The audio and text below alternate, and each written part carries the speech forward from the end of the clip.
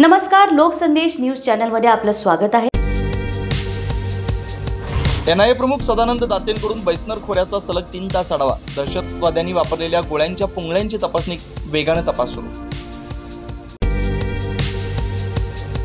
20 आणि 21 तारखेला पाऊस पडल्यानं आणि पर्यटकांची संख्या कमी असल्यानं 22 तारखेला दहशतवाद्यांकडून हल्ला। एनआयएच्या तपासात माहिती उजेडात। पहलगाम हल्ल्याशी संबंधित एफआयआर हल्ल्याचा तपशीलवार घटनाक्रम नमूद। पाकमधील सूत्रधारांकडून दहशतवाद्यांना सूचना मिळत असल्याचा एफआयआरमध्ये उल्लेख।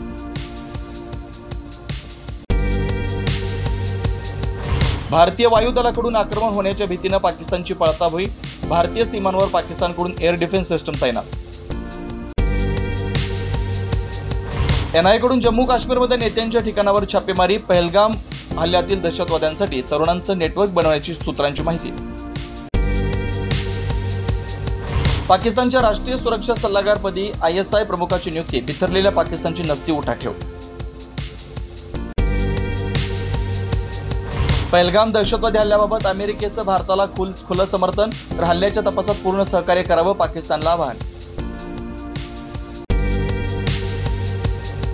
पहलगावच्या न्यायालय चौकशीची मागणी करणारी याचिका सुप्रीम कोर्टाने फेटाळली। सैन्याचं मनोधैर्य खचेल असं प्रयत्न न करण्याची तंबी। पहलगावच्या पार्श्वभूमीवर एलओसी जवळील शाळांमध्ये सुरक्षा प्रशिक्षण विद्यार्थ्यांना दिले बचावाचे धडे, तर जम्मूच्या सीमा भागातील बंकरची साफसफाई।